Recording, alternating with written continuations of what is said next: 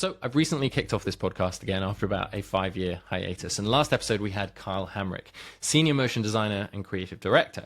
Today though we're moving on to my other favorite topic, which is software. And I imagine this will be the kind of primary dual theme of the guests that you will see on here. You'll also probably, hopefully, see more people like I'm bringing on today, and that is the colleagues that I work with at Glide, because I work with some exceptional people and I want to bring you some more of their stories. So today we're bringing on Andy Claremont. Andy heads up ecosystem and community at Glide, and as you'll hear, he's been building and working in communities his whole life. We kick off the podcast by talking about how the internet shaped us, the creation of the internet, and our first experiences on it, and particularly how it woke us up. I'm not editing these intros, as you can tell, to the difference in the type of people that are in the world. Sounds obvious, but when you're young and you're online and you're meeting people that you'd never have met before, it's quite a profound experience. And also just how magical online communities can be at unifying people around a particular topic, project, and those people wouldn't necessarily work together in real life. That really struck me listening back to this conversation. And then, of course, obviously, the empowerment that the internet gives people to be able to build whatever they need. And as you'll hear, whether it's intranet, Glide, software, WordPress, and he's done it all. And he's a true builder. He's got a great idea of the state of no code today. And so we talk a little bit about that. And particularly, the other thing that struck me from the conversation was just remembering again about how interesting it is that, of course, AI is such a buzzy thing nowadays. No code used to be somewhat of a buzzy thing. But I think Andy says a great point, which again, he will articulate better than I do, which is along the lines of, it's quite exciting now. We used to have visual tools like, no code tools, even back in the 90s, and that was absolutely not the time for them. They've been kind of rising slowly over the last 5 years, and now that AI is here, this kind of synthesis of AI and no code is kind of giving him, and I would say me as well, a sense that like we're kind of now at a place where no code and that kind of like tools for the average non-technical person can actually go more mainstream, and we talk about that. So, and last little thing, as Andy said, sorry about his camera focus. Camera focus, if you don't work with DSLRs, can be really frustrating. And as always, reach out on X, Jackamus Vaughan, let me know, or if you're on Spotify, leave any feedback in either place. I'd love to know if you're listening, if you have any ideas about future guests or questions you might have. Anyway, it would just be good to connect. So I bring you Andy Claremont. So excluding one that you might have been born into, what is one of your first experiences of a great community that made a huge impact on you? A great community that made a big impact. It wasn't one that I built, and not, at least not initially, but it's actually a bit meta. There was this service called EasyBoard that existed late 90s, early 2000s, and it was message boards as a service. You could go in, start a message board. They had networks of message boards. And I was, 13 years old. We had just gotten online a couple of years prior. And this thing was like the mecca of connecting with other people who were interested in the same things that you were. So being a kid, I was interested in like Pokemon and stuff like that. And there were a lot of Pokemon communities. And then you end up connecting with these other kids who are also interested in Pokemon. And that was really my first step into online communities and online forums. And it didn't become a career till much later, but like that was the formative first touch. So yeah, EasyBoard. Doesn't exist anymore, but I wouldn't be where I am today if it wasn't for them. What was it about that experience that was, I'll put words in your mouth, but maybe you can rephrase, like magical? The fact that I was sitting in a bedroom in a basement apartment somewhere in central Ontario, and I was chatting with folks who were all over the place. Folks in the US, folks in Asia, folks in the UK, Europe. It blew my mind. Because growing up in a small town, you don't have those sorts of connections. And the idea of kind of anything outside of your immediate vicinity is really out there. And that was my first impression of people from other places, from other cultures, and I think that had a sort of ripple effect on how I think about the world and how I just think about society and culture and everything else. Just coming out of posting about different fandom things on the internet. Yeah, a bit of a ripple effect from there. What's one of the coolest things you found or remember from that time on the message boards? I think one of the coolest things was, this is a bit of a left turn. It's a bit sideways, but We can do many of those. great. Was learning how to customize those message boards with what I would later learn was CSS. So those message boards were also my introduction to HTML, CSS, web development.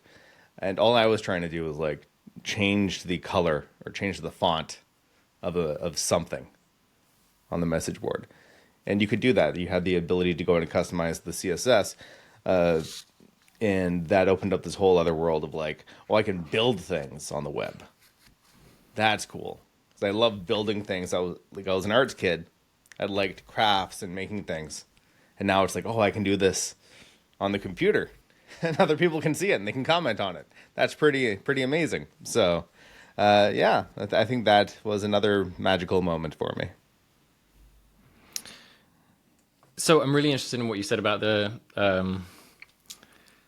just the sudden realization of perhaps living somewhere where you didn't have the certain type of connections that you found online, and then suddenly those being there, and yet it's remote and they're somewhere else. Mm-hmm. And I've always found this interesting thing to consider when you think about communities, because I've always been deeply involved with communities online and involved in communities in my own world, obviously, like most people.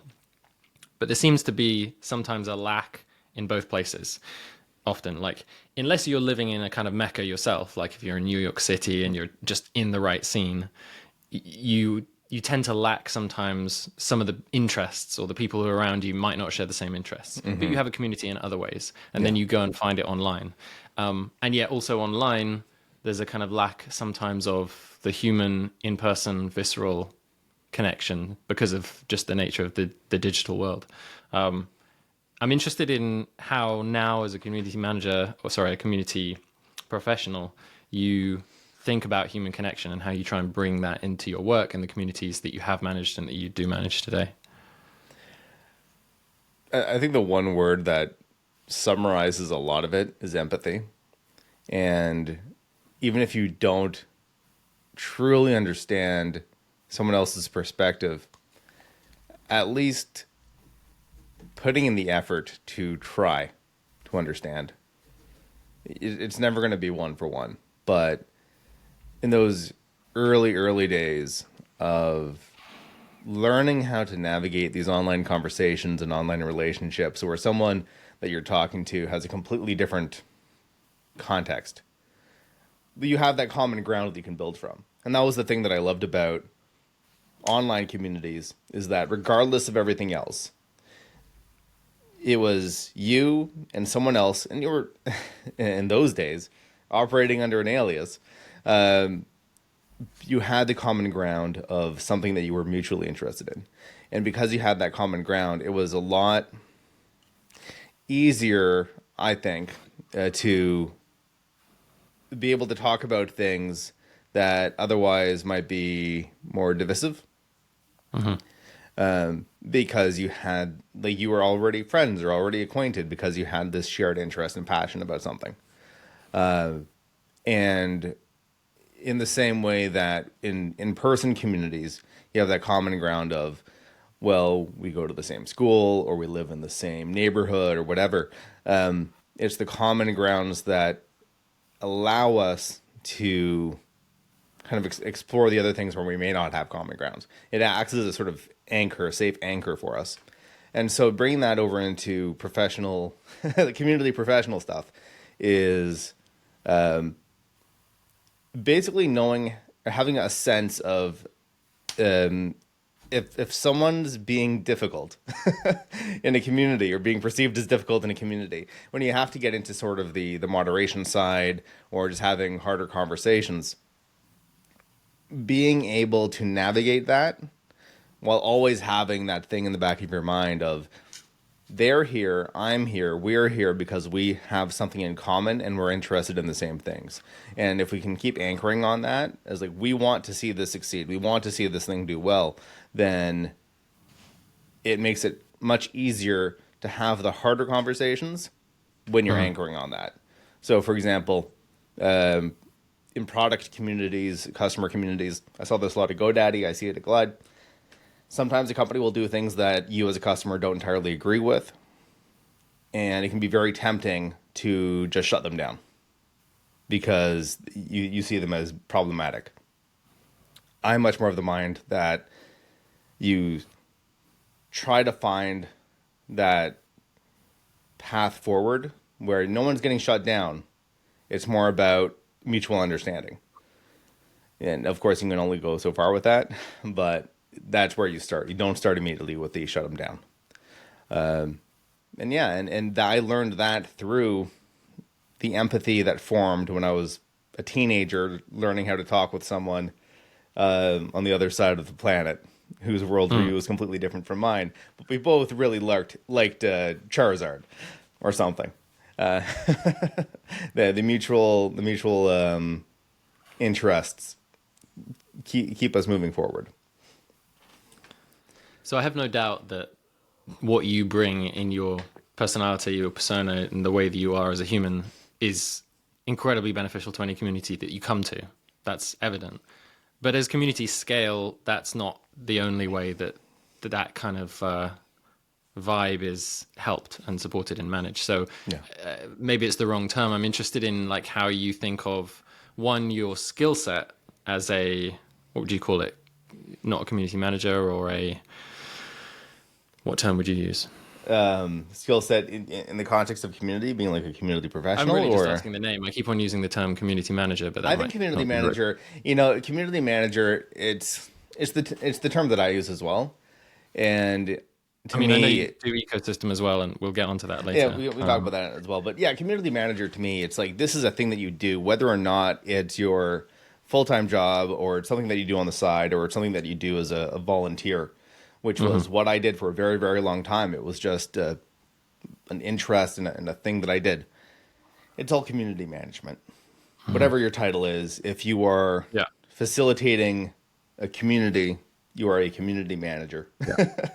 I guess now then, as head of community at Glide and having run communities at GoDaddy and the other places that you've worked, I'm interested in how you think about the feng shui of communities, like so that flow of people coming in and out, what's a good setup? What are the constituent parts? And then what's your role within that? Like if you go away for 3 weeks, should it run itself or like? I think that it's interesting because when you talk to different community managers and professionals, we all have kind of our own take on it, and there are different kind of schools of thought when it comes to how do you look after a community. Some are much more analytical and I don't want to say clinical, but they're very precise in how they manage a community. Others are very socially oriented, very supportive and inclusive. And I think a lot of that comes back to like, what were your formative community experiences? Mine was coming through fandoms, product support, that sort of thing. So it's a bit of a meld of we're doing some break fix customer support stuff on one side. On the other side, we're trying to, give people a good time because they're coming together around something that they like. So yeah, there's those different groups. My approach is trying to embrace those two sides. So generally, I want community to feel like an organic experience in that this is where you go and show up and raise your hand and say, I need help with this, or hey, I can help you with this. And that back and forth to me is kind of the core of most community experiences. Everything else builds on top of that. And so my job as a community manager is to make sure the space is set up for it, whether it be in person or virtual, to make sure that we have the right people there to both ask the questions and answer the questions and to facilitate. I don't always have the answers, and it'd be a terrible thing if I did. But what I can do is try to connect to the right places. And so, and doing that in a friendly, fun, approachable way that's not too offbeat. I still want to be professional, but personality-wise, I am who I am. So try to wrap all of that up into just a way of doing things within community, and then bring other people in as well to kind of, to your point, if I'm not there, can they do the same thing? Can they continue to encourage the conversation? Can they continue to invite the questions, get the answers out of folks, bring the right people in? And that gets more into the kind of the professional side of how do you build out the processes and programming around a community to make sure that can happen. So if I go away for a week, it's fine. And where does that go wrong? Where have you seen that go wrong in communities? Where do things fizzle out, go sour? It's more of a few different symptoms that I see. One is if the community manager is the only one really being active. To me, that there's clearly something wrong. The space isn't inviting. You're not getting the right people to show up and be present. Well, why is that? And rather than just constantly every single day trying to start a new conversation by posting another thing of the day and blasting the entire channel, kind of step back and talk to your members, reach out one-on-one. What is it that they're looking for? Why aren't they participating? Is there something that's missing? Chances are there is. And start from there. Another one that I see is if community is treated too much as like a support channel. And so it's break fix questions coming in. How do I do this? How do I do that? And then you have customer support reps just answering those community posts as tickets. That's not really a community experience. It's just a support forum at that point. And while that can be part of a community experience, to me, that's nothing more than a public help desk. Yeah. So the pieces have to be balanced, because you're going to have these experiences within the community, but it needs to be something that is participatory, and there are people showing up, and it's a diversity of voices coming in. It's not always the same people. And that's ultimately what we're trying to strive for as community managers. It's trying to bring those people in. Zooming back to the early days where you found the online communities, you would have started building not just in that space, you would have started playing around with some other tools. What was, in the first maybe 10 years of your life with computers and the internet, one of the wow moments, other than the message boards? Other than the message boards, Netscape Composer. This is a throwback. This is some old school no-code stuff. That's what I'm asking for. So Netscape Composer was bundled with Netscape Navigator, I think in the 90s.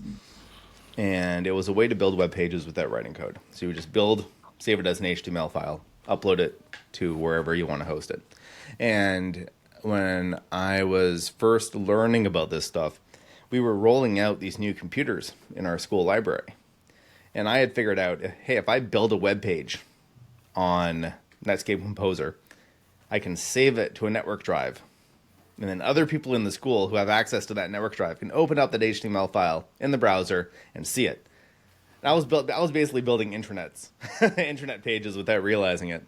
And then from there, I remember the school librarian saying, you can actually build a page in this thing, and we can put it on the school's website, because the school has web space now. And so the first, my elementary school, the first website was a page that I built in Netscape Composer that they threw up on our web space before everything got very formal. And all the schools had, the kind of the top down, this is what's imposed by the school board. It was great decision kids by like that me. teacher. Yeah, it was fun. That's cool. It must have made a big impression on you. Oh, yeah. What about in the last 10 years, let's say, give or take? Like, what has given you that same feeling? Or a similar? Dropping the product placement of Glide would be a bit much. But it's true, though. The low-code, no-code space, learning more about that because it's always been on my periphery. I was in WordPress for a very long time doing WordPress stuff. And then coming around to app development with low code platforms, it was like, oh, all the things that I know how to do for just websites. It's a transferable skill set. Now I can bring this over to these other tools and learn how to build functional software instead of the e-commerce membership site stuff that I was doing before. That was about as advanced as you would get. And now it's like, oh no, we're building actual software that people can use internally for work or for customers or for whatever. That was pretty huge. So were you doing, other than WordPress back in the day, what were some of the things you touched, and what were the good experiences or some of the bad experiences? And the next question as well will be about just generally no code. I'm kind of interested to dig into that as ecosystem as well. Yeah, so WordPress, I came to WordPress in around 2007, 2008. I had been playing with a lot of different PHP frameworks and portals and basically things. It was an extension of the stuff I was doing with message boards. Because you could do a message board, and then depending on the message board software you were using, they would also have some sort of portal plugin or extension that would allow you to turn the message board into like a CMS for a website. And so that introduced me to content management systems. That introduced me to blogging software. And so I played around with a whole bunch of different ones, just things that you could drop onto a cheap web host. That led me to WordPress. And then WordPress was kind of like my be-all, end-all for a very long time. There were other things that I had looked at as well that were kind of adjacent. Typo3, Drupal, Joomla, these other PHP content management systems. I played with them all, but WordPress was the thing that I always went back to. But they all, to me, they all felt very low code, because once you were able to just do the installation and you were just following instructions, here's how to get this thing installed. Once you were in, you didn't have to touch much code. Maybe a bit of CSS and HTML, but aside from that, the actual software took care of everything. And that excited me through kind of like the 2010s of realizing I could use these things to build a lot of stuff. And so I was freelancing and doing these things on the side, thanks to that. And in hindsight, it was low code. It was all low code. And what about some of the modern tools before coming into Glide? Was there anything that you chanced across that was impactful? Yeah, Power Platform for Microsoft. So at GoDaddy, I did a lot of back-end processes and systems and things like that. So almost like building internal apps. And we were a Microsoft environment, and so we had Power Platform. And so I started looking at Power Apps and Flow and things like that, Power Automate. And yeah, timing-wise, that was just like almost right before I ended up switching over to Glide. So some of those ideas, the use cases I had from doing things internally at GoDaddy, carried over into how I thought about Glide and building things with Glide. Yeah. So as part of your role now, head of community, head of ecosystems and partnerships, right? Like the is that the title that I've got right? Yeah, it's nebulous. Nebulous. Yeah, when I first came in, ecosystem was a mix of advocacy, field marketing, basically go out and tell the world about Glide. That was the intent. And my work quickly shifted into also doing things with our experts.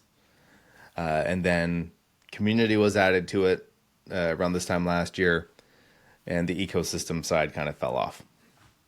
So now that we're coming back to it, it's really figuring out how does Glide show up within these ecosystems. Part of that is the tech partnerships. And so the tech partnership side is fairly new to me. I've worked with tech partnership teams for a long time, but I've never really built a motion from the ground up. And so I'm looking at that within the context of community, right? So if community is like us bringing our customers together, well, part of our community is our experts who are solution partners. So I'm also thinking about tech partners as part of that community scope. So if you integrate with Glide, or we have mutual users who are doing things with Glide and your product, how does that fit in? How do we make things better for everybody? How do we inject some value and some good stuff into that? So that's how I'm thinking about it right now. Yeah, it's nebulous. So at this stage, you're going to have a pretty good lay of the land, at least better than I do, or the average person working in the space, of where no code has come from, where it is today, and possibly some ideas about where it's going. I mean, like, no code was this buzzy thing about 3 or 4 years ago, and now there's this thing called AI, which is obviously quite buzzy. It's cooled down a bit in certain ways, but I'm interested in your perspective on, like, is it still growing massively in terms of organizations? Are there like huge numbers of tools still being built? These are kind of basic questions, but I'm just trying to prompt you to kind of give a state of no code. That's what I'm interested in.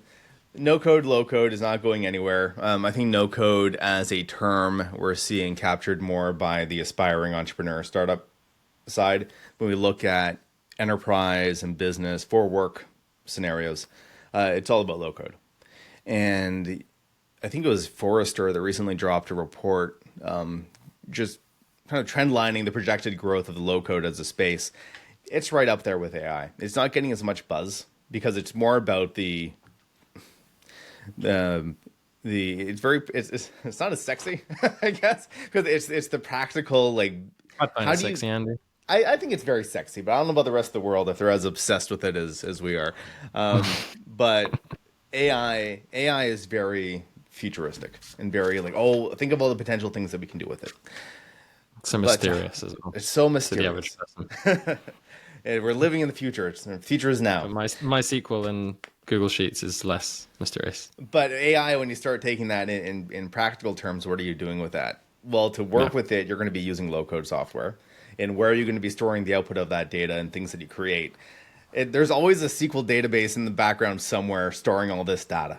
Like, there, you can't get away from that. But it's more of a known quantity. And I think low-code is becoming more of a known quantity. But the opportunity for it is very much on the upswing.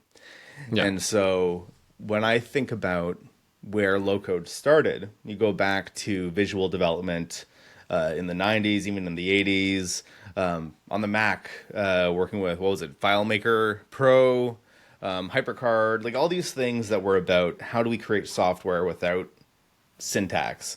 We're at the point now where it can actually, cross the chasm and bring more people along. And I think up till this point, we weren't quite there yet. And I think AI is going to help with that too. So we're kind of there. So today, like, how likely is it for your average non-technical worker to think, yeah, I could build that? Like, compared to like how they might throw up a spreadsheet, and like how far off do you think we are from your average person? I know we can't quantify that. Kind of just being comfortable with the fact that they could, or at least someone in their very close team could just build something. I still think we're a couple of years out to where it's completely ubiquitous. I think on a kind of a company standpoint, business standpoint, where we're seeing the most headway is with automation, process automation, using the software that you already have. That's getting people to start thinking about functionality. In terms of data, that's a bit of a known entity. For your average knowledge worker who needs to store data in some structured way, they're still going to continue using spreadsheets for now. But we're starting to see that kind of UI visual layer come in with something that's been benign as forms. Looking at Google Workspace and how they've gone about it, just connecting forms to Google Sheets. So now it's like data in, data accessible. Hook that up to Looker or whatever you want. Now we can start grokking that data. We have the components, we have the pieces. Now it's the case of like, how do we bring this all together? And I think that's going to be the evolution that we see over the next several years of the existing big workplace environments, making that more of a seamless experience, because it's still kind of clunky right now. They need to get up to Glide standards. And then we also see the more purpose-built, enterprisey stuff like ServiceNow continuing to grow, and I expect more things to emerge a little bit further down market. So Airtable's trying to go that way. Other platforms are going that way. We're kind of coming at it from the other end as Glide. Yeah. So, yeah, to what I was saying about being on the cusp, we have all of these different environments moving towards low code at the same time, and all coming from their points of origin. And we'll get there, but we're not there yet. It's going to be, I think, another several years before we are there. At the point of convergence. Feels sometimes to me like we certainly see at Glide, like people pulling together a bunch of different things in one place and kind of like hammering them together, and they're very brittle, these systems. I guess the questions I want to ask are like, what are the categories of low-code tools that you see today? And do you imagine there being that many categories in 5 years' time? Like, can you see this rolling up into a core set of tools or core approach? I think what needs to happen is we need to really do more education as an ecosystem, as a category. This is one of the reasons I teamed up with Sahil here in Toronto to start No Code Toronto as a meetup group, is that we know that there's opportunity, but opportunity needs better awareness of the space as a whole. When you look out at how people define no code, you have these different clusters depending on the tool and platform that a person is using. People who are building websites with Webflow think of Webflow as no code. You're building SaaS platforms with Bubble, you think that's no code. These are all no code and low code technologies, but we don't have a sort of unified voice talking about the practical aspects of building with low code. So remove the specific tool from the equation and talk more about how to approach low code development. And there's a lot of things that are common knowledge in software development when it comes to things like structured data. Basically, how do you deal with CRUD apps? Create, read, update, delete. Like, these fundamental concepts of software development that when you're coming into it from the low code side, you may have no concept of, because that's compartmentalized as this is software development, that's programming. Oh, we're no code or we're low code. We don't need to think about that. You absolutely do. Though what we've replaced is the IDE. You no longer have your syntax, and you're not compiling and dealing with all this DevOps stuff, but you're still creating software. And so we still need to have the understanding of what does that mean to create software? What considerations do we have to have? And that's where I think we need way more education in order for this to work. Otherwise, we will continue to see the sort of slapdash, people pulling things together every which way, because they don't know. They haven't learned the principles because they're not looking for those principles. So that's where I think we need to be as an ecosystem, a no-code, low-code ecosystem, especially for work.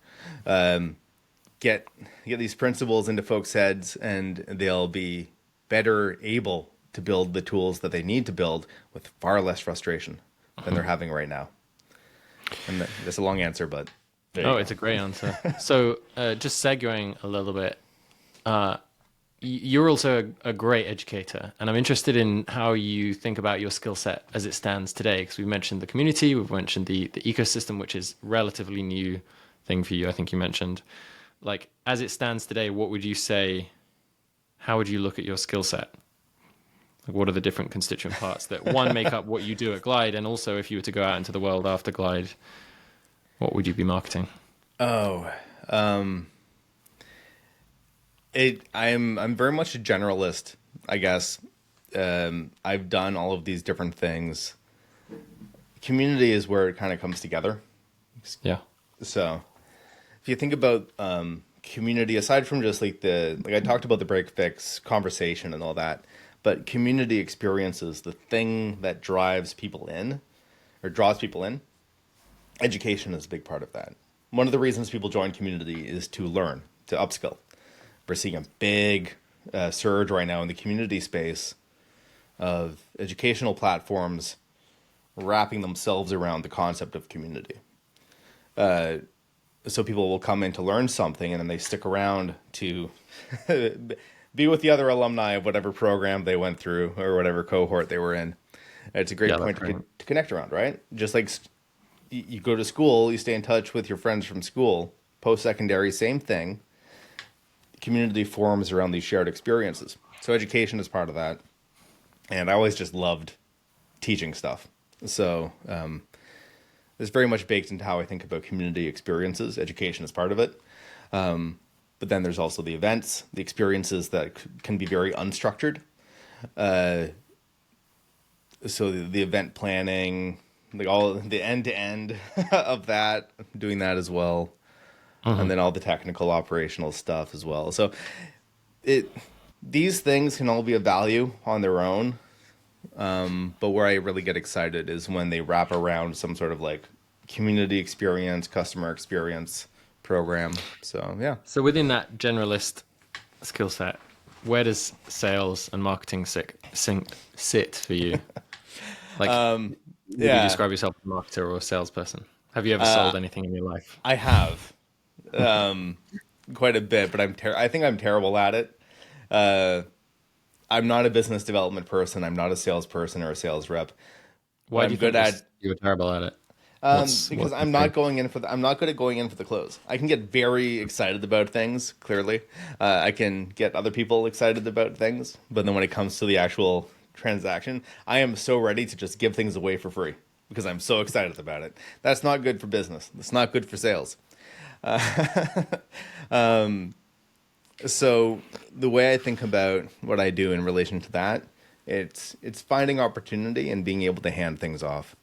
So my entire approach to marketing is very much rooted in education. I'm going to educate, try to teach something new, inspire, excite people, the same way a good teacher does. Like, I'm going to get you excited about the subject, not just throw rhetoric at you.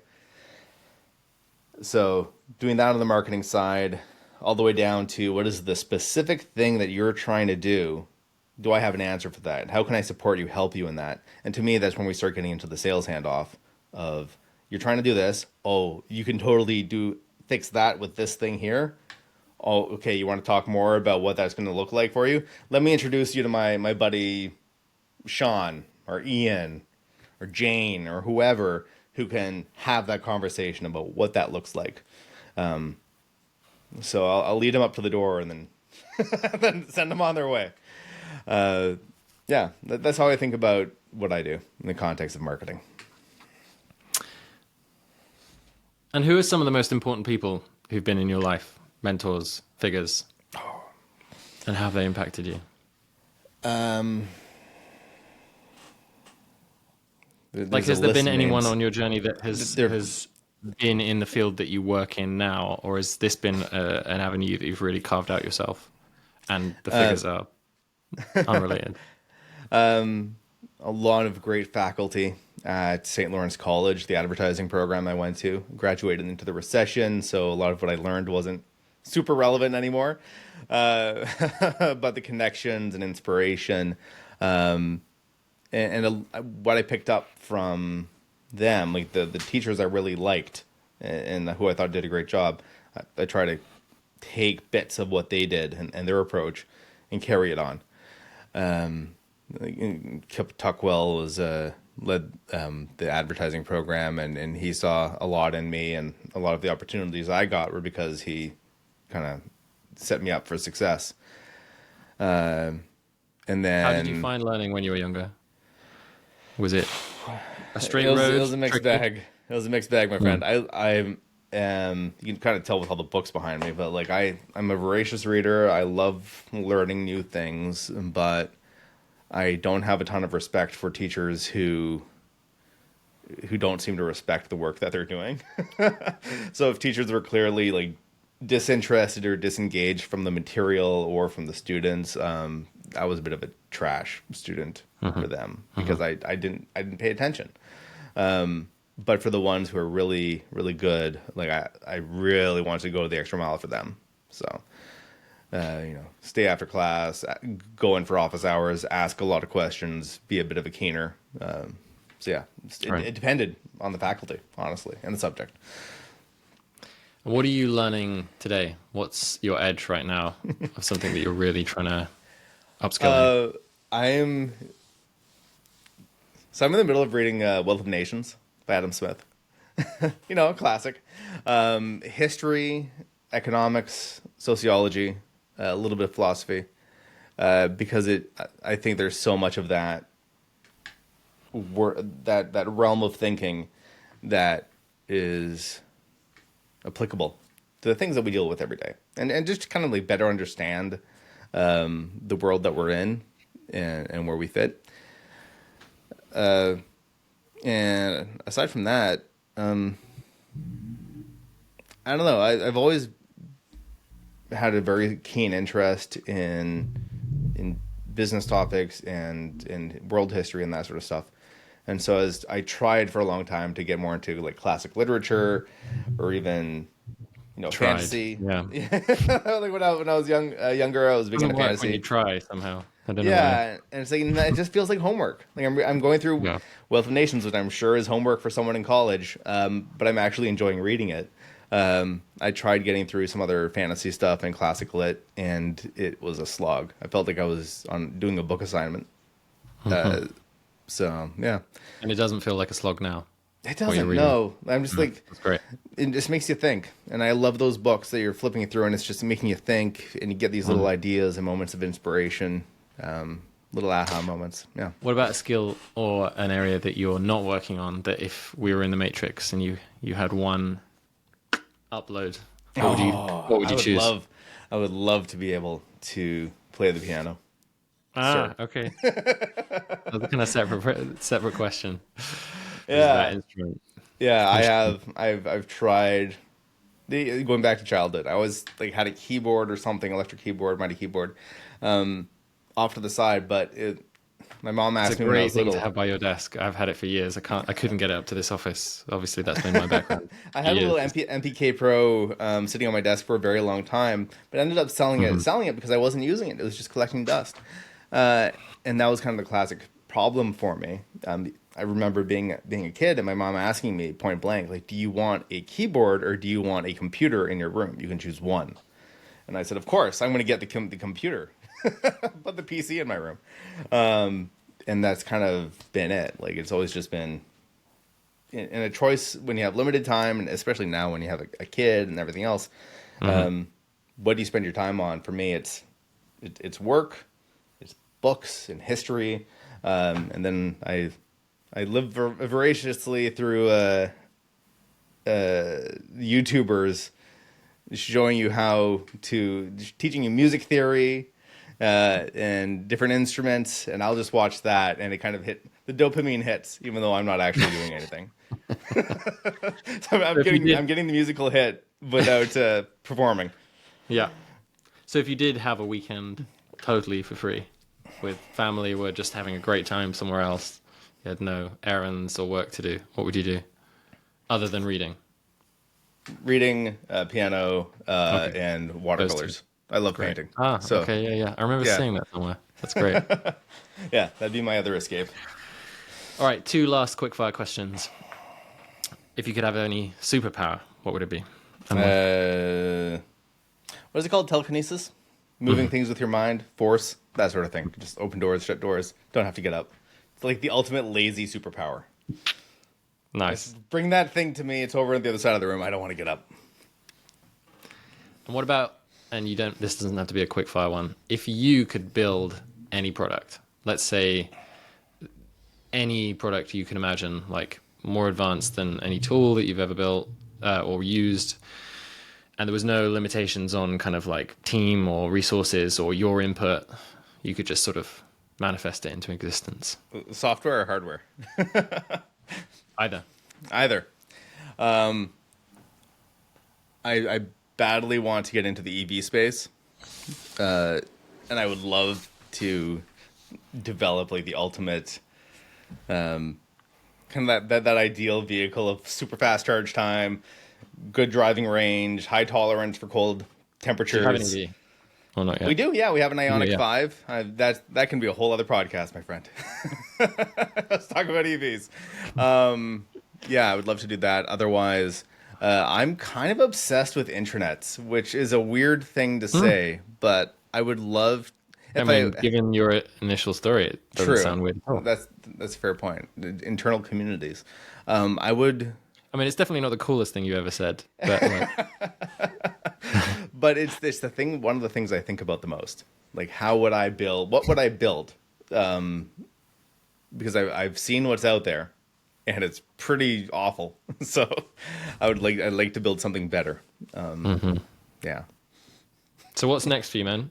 Glide events are going to fire back up. Virtual events are going to come back online. Do more of that. A lot of education tied into that. Not just about product, but just the category, lifting the category, and talking more about the innovation themes. So that'll be fun. And figuring out this whole ecosystem thing for Glide. And then on the side, I do want to get to do more writing and have some ideas for just not at all Glide related or work related stuff that I want to do. Sounds good. Yeah. You want to talk about that, or is that embryonic in No, the early stages? Well, where you don't want to say anything about it. No. It's cool. It's one of the things I do miss about WordPress and some of the low code stuff I used to do. It was that it was very easy to just go and hack on something. And it was usually more complex, more technical, but there's just a lot of room to play. And I want to get back to that, at least to some level. So I'm back to looking at software development frameworks, back to looking at PHP, Node, Svelte has my attention lately. Actually just signed up for a Canadian cloud hosting provider so I can go and hack on some projects. So, being a generalist, trying to play around in these different areas. Awesome. Yeah. Great, man. It'll be fun. Well, thanks for the chat. Appreciate it. Of course. Thank you for inviting me. I'm keen to listen to some other conversations that you're having. Yeah, who knows? I might have my mum on next week. That'll be fun. Oh, nice. I'm kidding. Yeah, no, I'm really enjoying it. As I said before we jumped on, like, this podcast is something I started years and years ago. And there's this thing, I don't know whether you've heard it.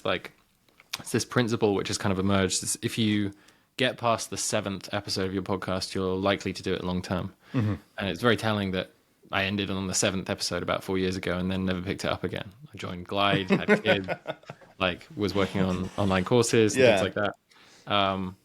And now that we've had 2 kids, I mean, they're still very young, and stuff at Glide is a little bit more chilled than it used to be. Mm-hmm. There's a kind of space for this now, and I just really want to just enjoy it. Yeah. Just follow my nose with it. So I'm excited, and it was great to have you on in the early stages. Appreciate it. Of course. Kind of related. I didn't mention this, but the 2 programs that I applied to when I was going off to college, my first choice was radio production. No, thank God I dodged that bullet. You got a voice. But I really enjoy audio as a format so much. More than video in a lot of ways. Yeah, I found it as somewhat of an introvert, and I can get overstimulated by large groups all chatting. I mean, I love video. That's what I do as a profession. But when I go into that audio realm and listen, either my whole background is music, or when I'm listening to a podcast, there's a different way that you connect with the message or the content.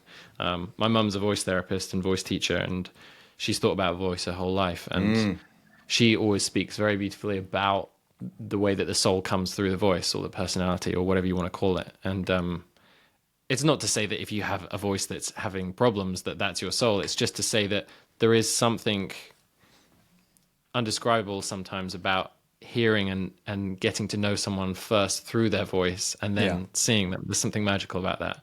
Yeah. Or forgetting what they look like and just focusing on how they're saying it. That was one thing I that. really liked about the that brief moment during during the pandemic when Clubhouse was taking off and audio spaces, because it reminded me of being a teenager again and playing these video games and having your guild or your clan or whatever, and you're all on Ventrilo or TeamSpeak. Yeah. And like that is how you know somebody. No idea what they look like, but you know their voice, and it becomes so distinct. There's something quite pure about that as well. Yeah, yeah. And the fact that Like you we're can all take that equals anywhere. here or something. Yeah, yeah. And then for work too, like being able to do a voice call where you don't have to be camera on. I find I can think more deeply when I'm just in the car, voice only, really no other distractions. I can just stare off into space and really process what's being said. Yeah. Yeah. Sweet, man. Well, Yeah. I'm going to process this and get it out there. And thanks so much for this conversation. I appreciate Likewise. Let me know when it's up. Pass her around. it. Yeah. All right. All right, buddy. Cool. Catch you soon.